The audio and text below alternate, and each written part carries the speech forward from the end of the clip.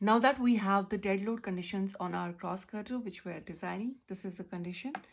This is a simply supported beam. A cross girder is a simply supported beam, and this is 8.7 meters in span that we have calculated. And we have to calculate now maximum bending moment due to dead load and the maximum shear force due to dead load, and this is the beam.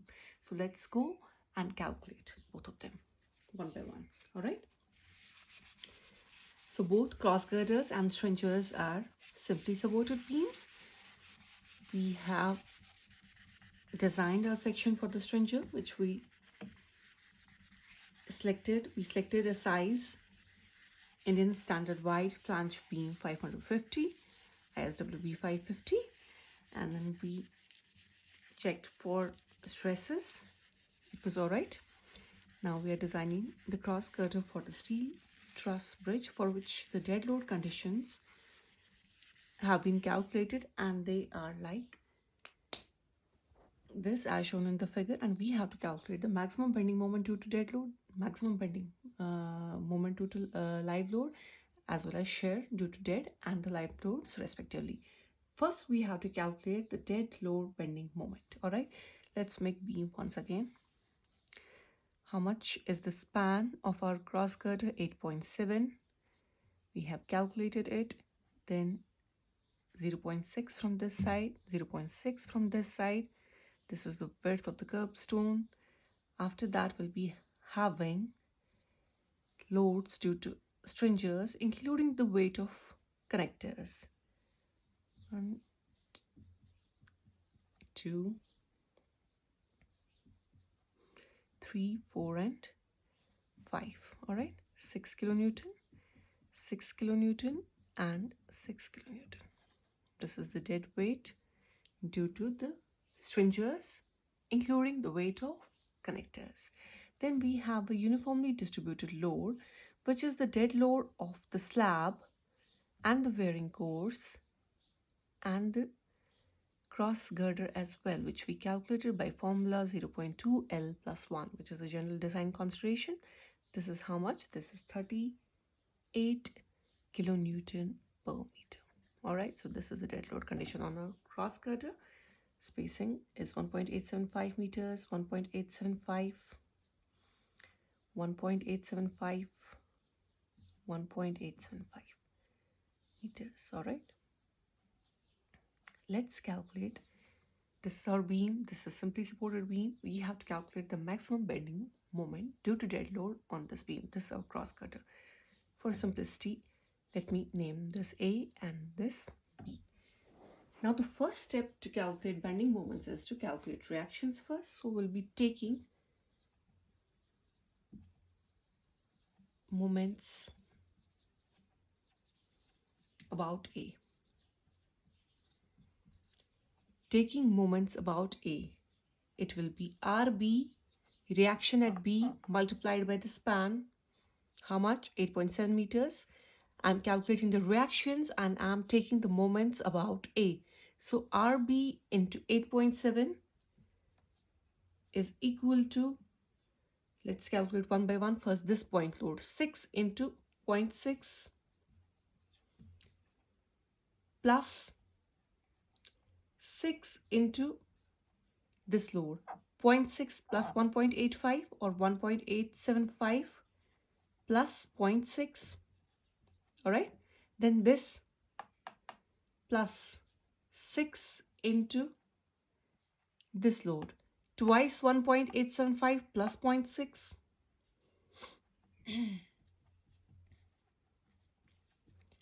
All right, after that, this one plus 6 into 1, 2, 3, thrice 1.875 plus 0.6, because we are taking moments about A. All right, after that, this point load, last one. So it will be plus 6 into, we are calculating moment due to this point load, 1, 2, 3, 4 and 0.6. 4 times 1.875 plus 0.6. So we have completed the point loads. Now UDL, it will be plus 38 into 8.7, it will act at center. 8.7 divided by 2. This is how we calculate the reactions, and I took the moments about A. Alright, by calculations, RB into 8.7 is equal to 3.6 plus 14.85 plus 26.1 plus 37.35 plus 48.6 1438.11. So reaction at B is summation of this. It's 1568.61 divided by 8.7. Reaction at B is equal to 180.3 kilonewton. This is our reaction at B. What will be our reaction at A? Reaction at A is equal to total load minus reaction at B, because total load is equal to reaction at A plus reaction at B. All right. Now reaction at A, since we have calculated the reaction at B, reaction at A is equal to total load. How much is my total load on this cross girder, on my simply supported beam?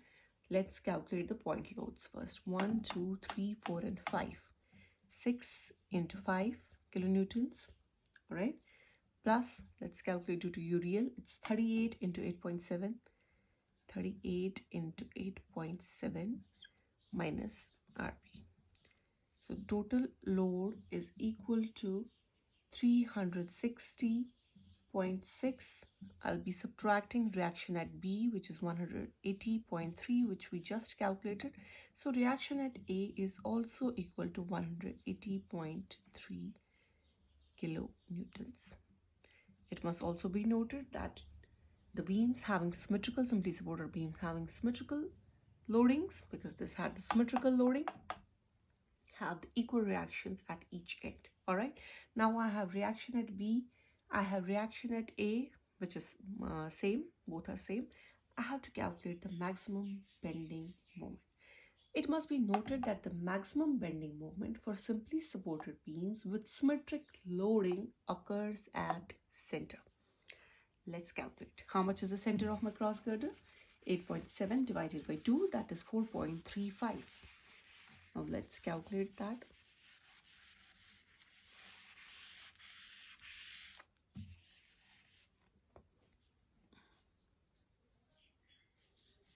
All right. I write it for simply supported beams,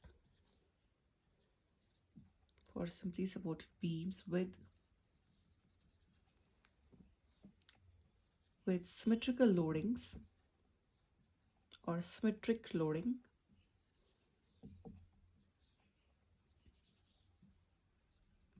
Maximum bending moment occurs at center. All right. Now let's calculate that maximum bending moment, which in this case will occur at center. All right. Let me use this marker. This one seems to be dim. All right. Let's use this one. All right. Maximum bending moment at center, which is 8.7 divided by 2, that is 4.35. All right, the center of this beam, because for simply supported beams with symmetric loading, maximum bending moment will occur at center. Let's calculate. Maximum bending moment at center will be, let's take from this side, it will be reaction at A multiplied by where we are finding it at the center, that is 4.35. All right. Then we have to subtract from that the loads coming in the way. First one, UDL. 38 into 4.35. It will act at 4.35 divided by 2. Then we have to subtract. It is here, 4.35. this load, let me subtract this point load first. 6 into distance to reach there is 3.75, summation of this and this. All right, then let's subtract this load. 6 into how much it has to traverse, 1.875. All right, 1.875. This will give me maximum bending moment at center, that is 4.35. All right,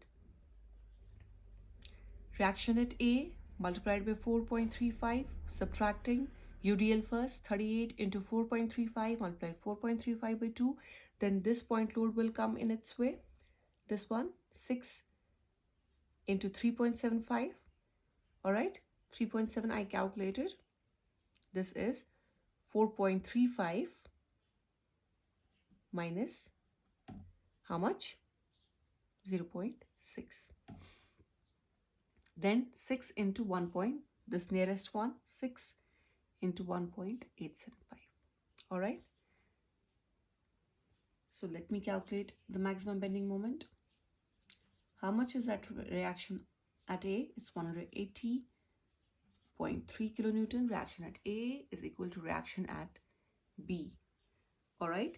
And both are equal to 180.3 kilonewtons multiplied by 4.35, and this will remain same.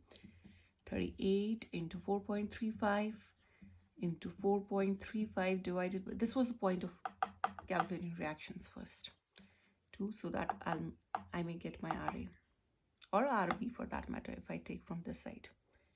Doesn't matter. Loading is symmetric. 6 into 3.75 minus 6 into 1.875. Right? This becomes a case of solving beams, drawing SFDs and the BMDs, the shear force diagrams and the bending moment diagrams. All right. So by calculations, this is equal to 391 kilonewton meter. All right. So maximum bending moment for our cross girder due to dead loads is equal to 300, for the loading condition as shown in this diagram, is equal to how much? 391 kilonewton meter. Now maximum shear force for the simply supported beams with symmetric loading is equal to reactions at A or reaction at the B, which one is greater, but we have the same reactions. Reaction at A is equal to reaction at B, which is equal to 180.3 kilonewtons. So we got both the things, maximum bending moment as well as maximum shear force. All right, moving on. This was due to dead load. Now we have to calculate the maximum bending moment due to live load on the cross girder. All right, this was the consideration or the case for the dead loads. Let me rub it now. We got our maximum bending moment and we got our maximum shear force as well. All right.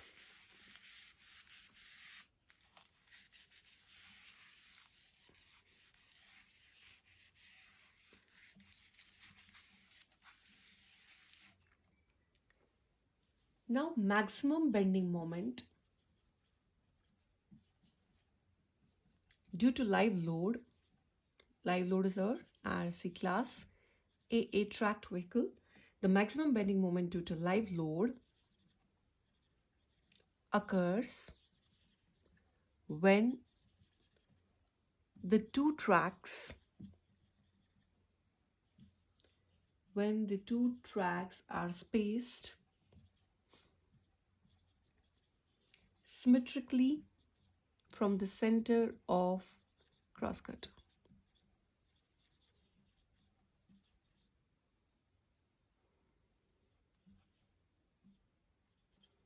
From center of cross girder. All right. So the maximum bending moment due to live load occurs when the two tracks are spaced symmetrically from the center of the cross girder. All right. So let us make the loading conditions first. This is our cross girder. 8.7 meters is the span. All right. So maximum bending moment due to live load occurs when the two tracks are spaced symmetrically from the center of the cross girder. We know that our live load condition is given by IRC class A tracked vehicle. Each is having a load of 350 kilonewton. So this is 350 kilonewton for one track. This is 350 kilonewton for the other track. These are spaced symmetrically from the center of the cross girder, and we know as per IRC class AA tracked vehicle, distance between the points where two concentrated loads of the two tracks will act is equal to how much? It is 2.05 meters. So this is 2.05 meter. All right. This is 2.05 meter. Now I have placed the loading conditions because we already discussed that the bending moment due to live load occurs when the two tracks are spaced symmetrically from the cross girder. We just place them. Our cross girder is 8.7 meters long. This is concentrated load from the one track. This is from the other track. We know as per IRC class AA tracked vehicle loading, each has a weight of 350 kilonewton and each is centrally spaced. Distance between their point of concentration of the loads of the two tracks as per the IRC class AA tracked vehicle is how much? 2.05 meters. Now how much will be this? If this is 8.7, it will act symmetrically from the center of the cross girder, which is 4.35 is the distance from here to here. All right, this is 4.35 and this is 4.35 because I have placed the loads symmetrically from the center of the cross girder. That's where the maximum bending moment due to live load will occur. So this is 4.35, this is 4.35, this is 2.05, distance between the two. So how much will be this? If this is total is 8.7. From here to here is 4.35. That means from here to here it will be 3.325. It will be 4.35 minus 2.05 divided by 2. All right. In the same manner, this will be how much?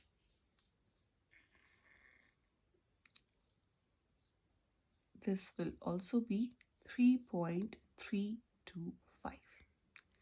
meters. All right. I place the live load of the two tracks symmetric from the center of the cross girder. I space them symmetrically from the center of the cross girder. This was the center of the cross girder, 4.35 meters from this end or from this end. This space distance is 4.35. So is this. All right. I place them centrally, symmetrically space them from the center of the cross girder, but each has distance between them as per the loading condition 2.05 meter. So this is 350 kilonewton, this is 350 kilonewton. This distance will be 3.325 meters. Let me name it A and let me name this N B. Loading is symmetric. All right, we have to calculate the maximum bending moment and the maximum shear force that occurs due to other type of loading that we'll discuss later. But for this beam, we have to calculate the maximum bending moment because we just discussed that the maximum bending moment due to live load occurs when the two tracks are spaced symmetrically from the center of the cross girder. This is my simply supported beam. This is the symmetric loading conditions. I have to calculate the maximum bending moment. For that, I'll be calculating the reactions first. So taking moments about A. How much? RB into 8.7 is equal to 350 into 3.325 meters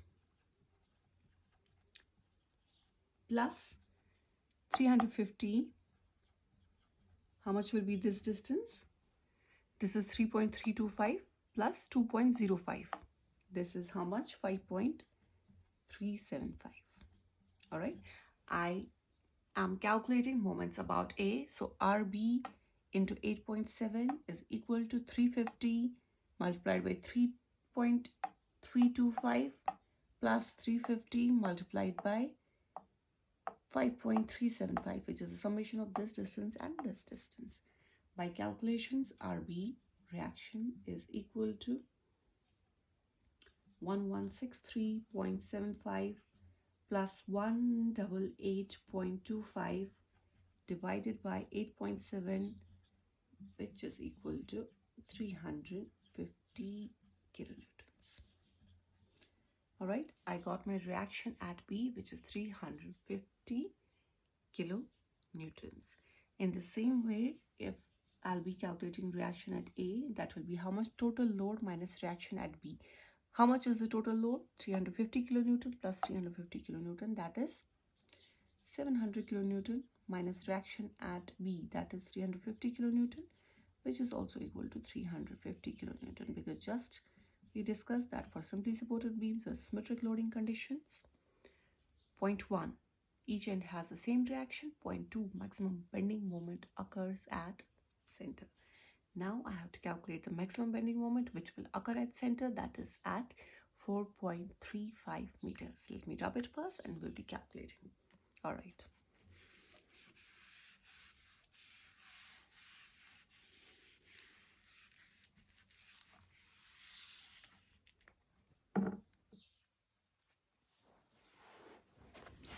We'll be calculating the maximum bending moment at the center, because for simply supported beams with symmetric loading, maximum bending moment occurs at center. All right, let's calculate the maximum bending moment. It will occur at center. It will be reaction at B multiplied by distance is 4.35, and then we have to subtract this load. It will be 350 multiplied by how much? This is the center, this is the load, so this distance is 2.05 from this point to this point. 2.05 divided by 2, that is 1.025. All right, maximum bending moment will occur at center. For that, moment is equal to RA or RB. Let me take RA for both are same, this end or this end. RA into 4.35 minus 350 into 1.025. All right, by calculations, my maximum bending moment is equal to 1522.5 minus 358.75. Maximum bending moment is equal to 1163.75 kilonewton meter. In the same manner, if I would be taking maximum bending moment from this side, it would have been RB into 4.35 minus 350 into 1.025, and RA and RB was same, so same moment. All right, so this is our maximum bending moment which occurs at center at a distance of 4.35 meter due to this loading on this cross girder. All right, it's done. Moment due to maximum bending moment due to live load is done. We have calculated the maximum bending moment due to dead load as well, and the maximum shear force due to dead load as well. We have the maximum bending moment now due to live load as well. Now the last thing that needs to be calculated is the maximum shear force due to live load. But the maximum shear force due to live load occurs when one of the edges of the track is 1.2 meters from the curb. Let's learn how to solve that situation. All right.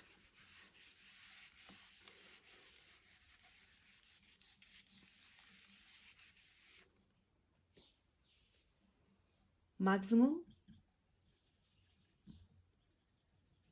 shear force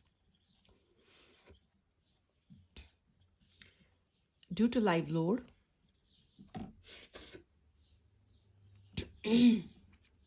maximum shear force due to live load occurs when one of the edges of the track is 1.2 meter from the curb.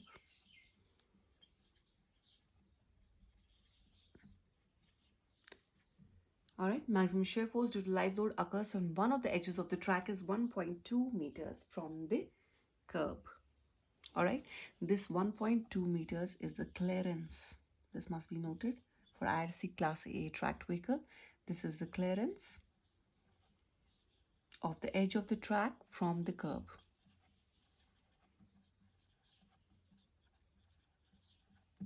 And this depends upon the carriageway width. All right, and this is the clearance from the curb. All right, now let's draw the diagram of our simply supported beam, which is a cross girder in this case, for the maximum shear force due to live load to occur.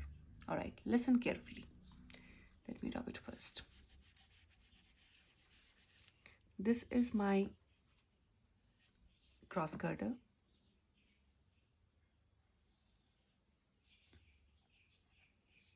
It is 8.7 meters long.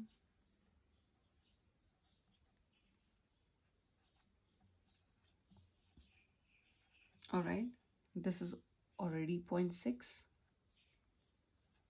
This is 0.6 curbstone, or the curb is 600 mm wide or 0.6 meter wide. All right. Now, maximum shear force due to live load occurs when one of the edges of the track is 1.2 meters from the curb. This needs to be learned carefully. Let's learn about the tire contact dimensions first, A and B. We know that A for RC Class A tracked vehicle is 3.6 meters. We know B for RC Class A tracked vehicle is how much? 0.85 meters. All right. These are the tire contact dimensions in the shorter and the longer spans. All right. We have already used them while calculating or while designing our deck slab. A and B, these are the dimensions of the tire contact area in the longer and the shorter span. Let me see this. I'm drawing a rough diagram for the deck. These are the stringers. All right, these are the cross girders. And if the tire is moving along this vehicle, is moving along this direction, tire contact area in the longer span will be how much? Listen carefully, 3.6. And in the shorter span, it is how much? 0.85. These are the stringers. These are the cross girders. While we were designing stringers, we were taking tire contact area as 3.6 because when it's moving along this direction, these are my stringers. How much tire contact area will be on my stringers? 3.6 meters. That is the tire contact area in the longer span.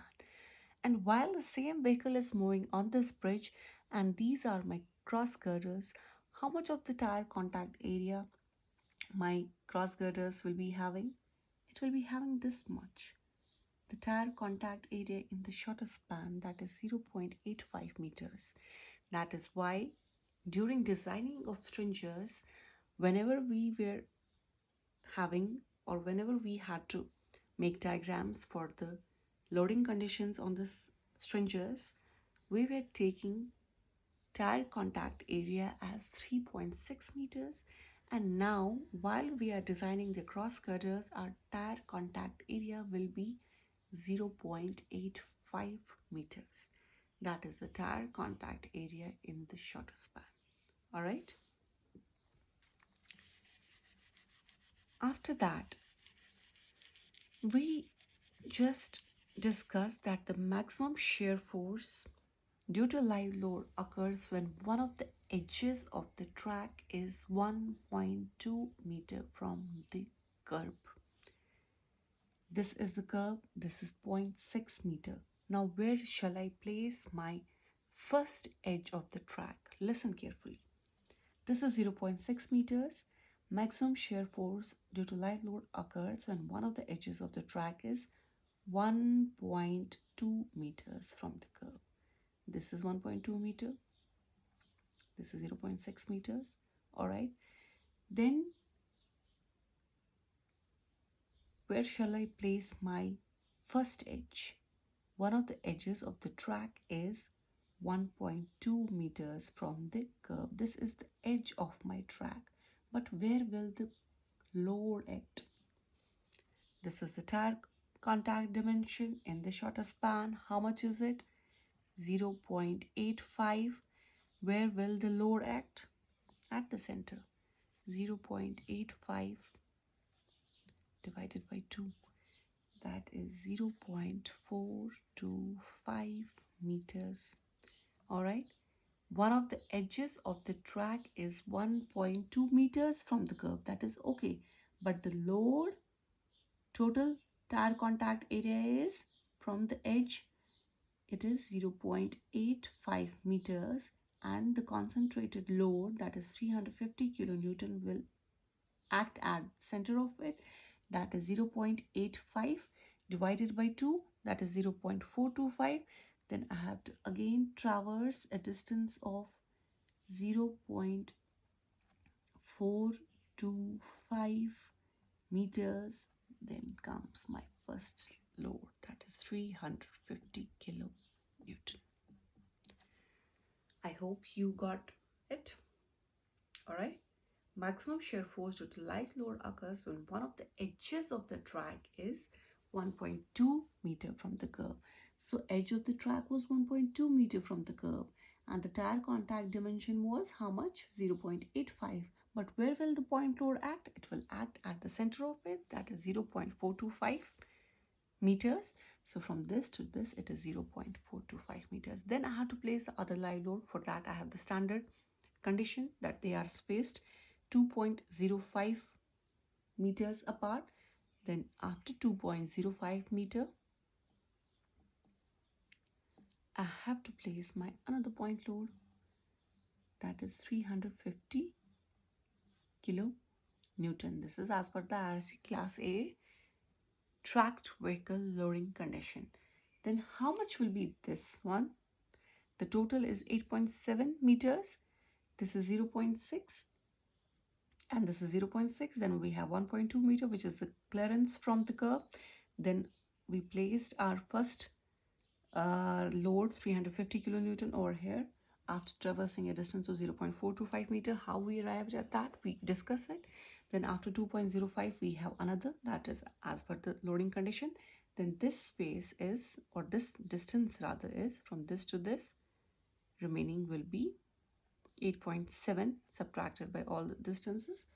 It is 4.425 meters. So this becomes our loading conditions to find the maximum shear force due to the live loads, that is IRC class A tracked vehicle. Let's solve this simply supported B for the maximum shear force. And the maximum shear force we'll see, since the loading condition is now not symmetric. All right. they are from this end, it's nearer to this end, from this end it's far from this end. Let me write it A and this is B. Reactions at the two ends will not be equal because the loading is not symmetric. Let's calculate the reactions first. So taking moments about A. How much? RB into 8.7 meters is equal to 350 multiplied by 2.225. This is a summation of this, this, and this. 2.225. This is a summation of distance 0.6 meters plus 1.2 meters plus 0.425 meters. Is this visible? Let me write it again. 0.425 meters is this distance. All right. So taking moments about A, RB into 8.7 is equal to 350 into 2.225. How 2.225? 0.6 plus 1.2 plus 0.425 plus 350 into 2.05 plus 0.425 plus 1.2 plus 0.6, that is 4.275. By calculations, RB is equal to 261.49 kilonewton. This is the reaction at B. It is equal to 261.49 kilonewtons. All right, once again, I'm telling you, I took the moments about A. So RB into 8.7 is equal to 350 into 2.225, which is summation of this, this, and this, plus 350 into this distance, which is 2.05 plus 0.425 plus 1.2 plus 0.6. All right, so I got my reaction at B, which is 261.49 kilonewton. So reaction at A will be total load minus reaction at B. How much is my total load? 700. So reaction at A will be total load is 700, 350 kilonewton plus 350 kilonewton. That is the total load on my beam. So the reaction at A will be 700 minus reaction at B. Reaction at A will be 700 minus reaction at B. That is total load. So reaction at A will be 700 minus 261.49. That is how much? Reaction at A is 438.51 kilonewton. All right. So the reaction at A is 438.51 kilonewtons. All right. So the maximum shear force will be 438.51 kilonewton. All right. We have two reactions. The larger one will be the maximum shear force. So our maximum shear force is how much? 438.51 kilonewton. This is the maximum shear force due to live load conditions. That is the IRC Class A tracked vehicle. All right.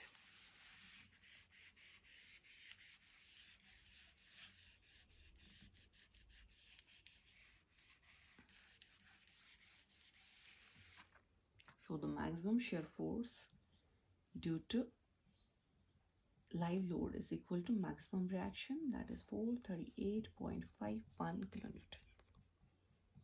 All right.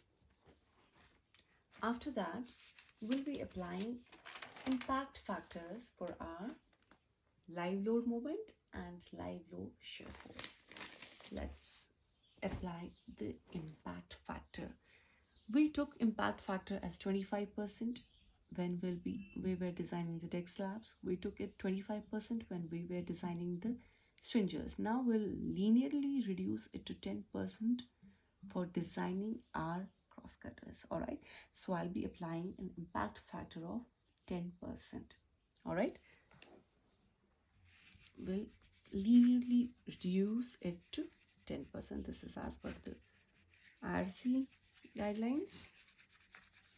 All right. And the impact factors are only applied to the live load moment and the shear that is known to you. All right, so applying impact factor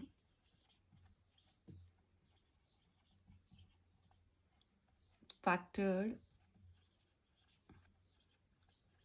live load moment.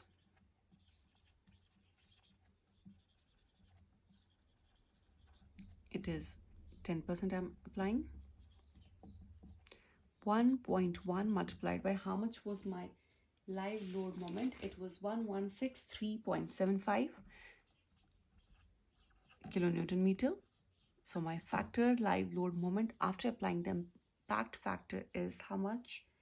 It is 1280.125 kilonewton meter, which I'll be approximating for my design considerations. I'll be taking it to be 1281 kilonewton meter. After that, factored live load shear force. It is 1.1 multiplied by how much did we calculate it? 438.51 kilonewton. So this is equal to 482.36 and will be considering 483.00 kilonewtons. So I have my factored live load moment and factored live load shear force as well. We need not to apply any impact factors for dead load conditions. All right. Now I have everything. I'll be calculating my total design bending moment and total design shear force.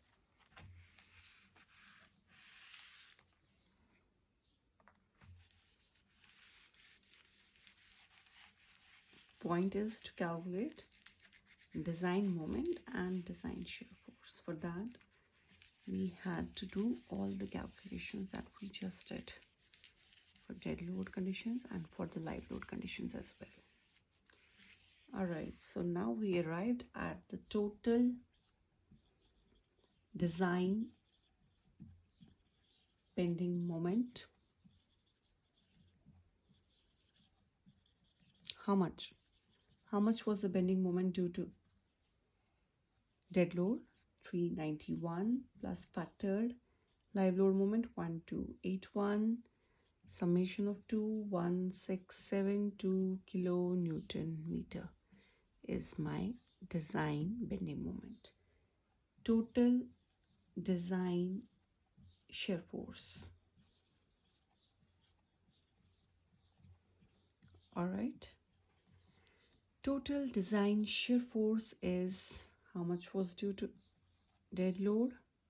180.3 plus factored live load shear force 483.00, summation of the two 663.3, which will be considering 664.00 kilonewton. So we have our total design bending moment and the total design shear force for designing our cross girder. All right. Now we have the design moment, we have the design shear force. Let's design the trial section of plate girder. Trial section of plate girder, because we already discussed that the cross girders in case of the steel truss bridges are designed as plate girder. We have to take the trial section of the plate girder. What section will be taking for our plate girder? For that, the first step is to calculate the economical depth. Economical depth is given as 5 multiplied by moment divided by sigma b, permissible bending stresses, raised power 1 by 3. All right, where m is the design bending moment and sigma b is the permissible bending stress in steel. All right, this is the permissible bending stress in steel, which we just calculated while we were designing our stringers, it is equal to 0.66 multiplied by yield stress, which is equal to 236 Newton per mm square, which is already given in the question itself, that we have to use rolled steel sections which have a yield stress of 236 Newton per mm square, and we used it. It was something 155 point something, and we took it as 150 Newton per mm square for our design considerations. All right, so this is the sigma p, and this is the permissible bending stress in steel. Now I'll be calculating my economical depth. It is 5 multiplied by, how much is our moment, design moment? It is 1672 kilonewton meter. Here the units are different for dimension homogeneity, into 10 raised power 6 divided by sigma b 150 raised power 1 by 3. By calculations, this is equal to 1117 mm. Economical depth of the trial section of the plate girder is equal to 1117 mm. All right. Now after that, we have to calculate the web depth based on shear condition. We'll be assuming a 10 mm thick plate. All right, let me rub it first.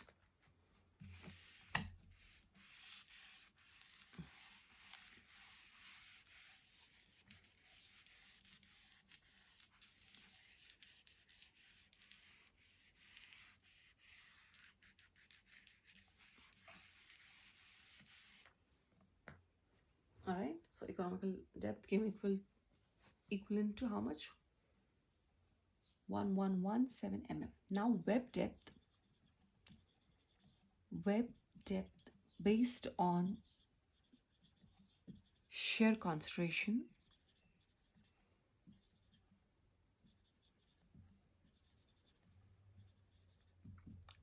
we are assuming that we are using 10 mm thick plate.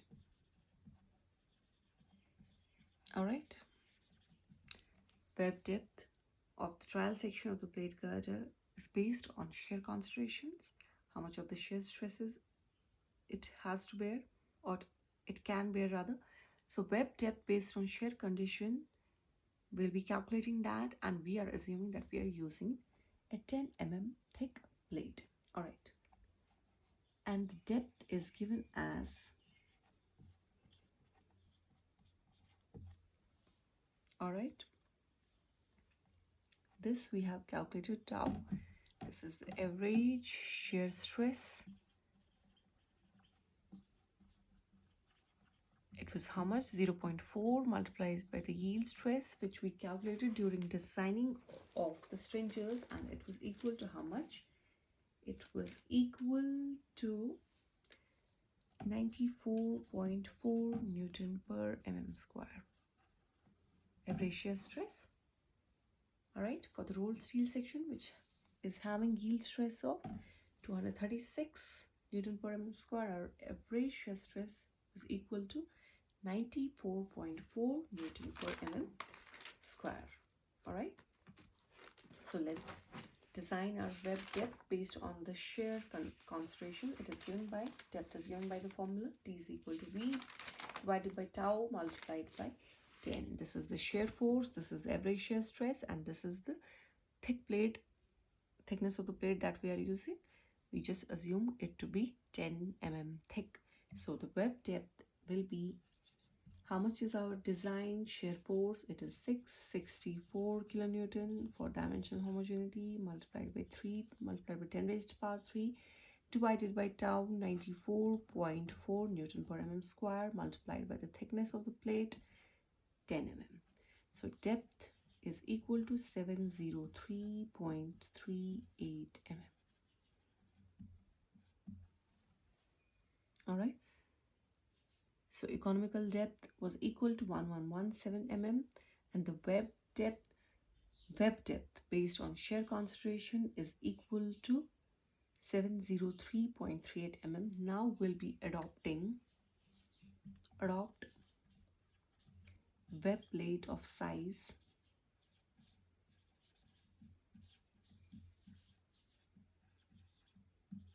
1000 mm multiplied by 10 mm thick. All right. So I adopted a web plate of size 1000 mm multiplied by 10 mm. This is the depth and this is the thickness. All right. So for the plate girder, my web plate has been designed. I have adopted that I'll be using a web plate of size of depth 1000 mm and thickness 10 mm. After that, what remains? Flange plates. What will be my flange plates like? Let's calculate flange plates of or what size we are going to use for our flange plates. Let me rub it first.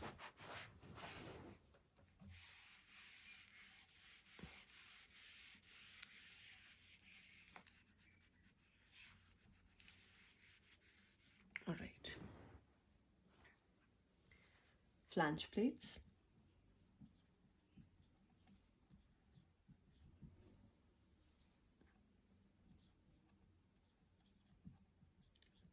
Approximate flange area required is given as per the design considerations for the plate girders. Approximate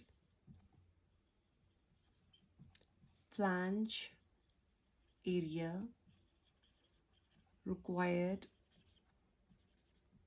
is given by this formula. AF is equal to M by sigma B into D minus AW divided by 6.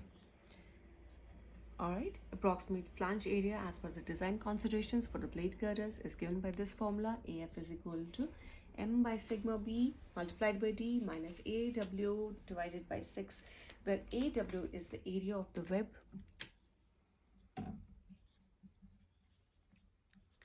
Area of web. Let's calculate the approximate flange area that we require. AF. M, design moment. How much is that? 1672 kilonewton meter multiplied by 10 is for 6 for dimensional homogeneity. Sigma B, permissible bending stress in the steel, 150 Newton per mm square. All right. Then D, depth, how much? 1000.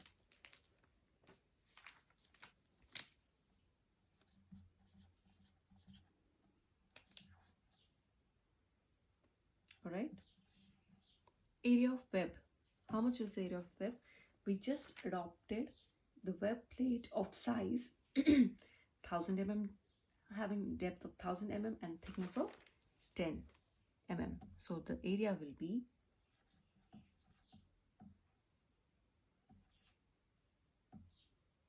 1000 multiplied by how much? 10 divided by 6. By calculation, my approximate flange area that I require is 9480 mm square. Alright, for the trial section of the plate girder that I am designing, approximate flange area that I require for the web plate that I have adopted of depth 1000 mm and of thickness 10 mm is 9480 mm square. Alright, 9480 mm square. After that, let us calculate the flange width. This is the approximate flange area that I'll be requiring. Flange width is given as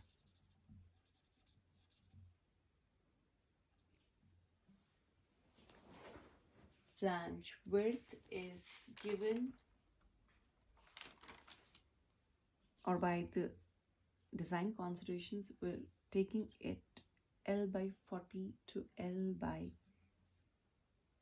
50. How much is my L? It is 8.7 meters or 8700 mm divided by, let's take 40. So the flange width that I require is 217.5 mm. Note all the points. Now I'll be adopting flange width of 400 mm. Let me rub it first. We are designing the trial section for our plate girder. We have designed, or we have rather adopted, 1000 mm cross 10 mm size of web plate. Now flange area, how much was required? We calculated it to be 9480 mm square. After that, flange width as per the design consideration is equal to L by 40 to L by 50. We took it as L by 40, that is 8700 divided by 40 mm. That came equivalent to 217.5 mm. Now I'll be adopting, required is 217.5 mm, but I'll adopt flange width equal to 400 mm. Thickness of plate required is flange plate. Please note this. Thickness of flange plate required is given as AF divided by B. This was the whole point of calculating flange area required. So that will get our thickness of the flange plate required, which is given by AF by B. AF we calculated as 9480 mm square. Breadth we have adopted, width or B 400 mm. So the thickness of the flange plate required is equal to 23.7 mm. Let's adopt a flange plate. Adopt flange plate of size 400 mm. How much is the thickness required? 23.7. We'll be adopting 25. All right. So I have my web plate, I have my flange plate. So my trial section of the plate girder is ready. Let me draw the diagram for you.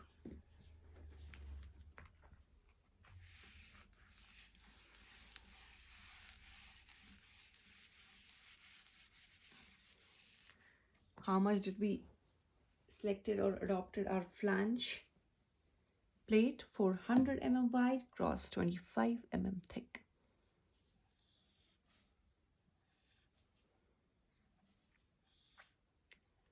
400 mm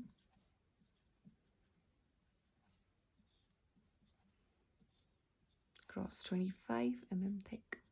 All right, we adopted this flange plate for the trial section of the plate girder. And how much did we adopt our web plate? 1000 mm depth and 10 mm thick.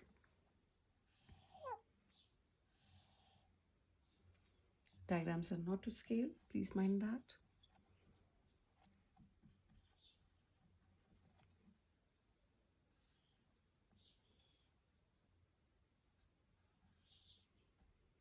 All right, so this is the trial section of the plate girder that we just chose for this steel trussed bridge.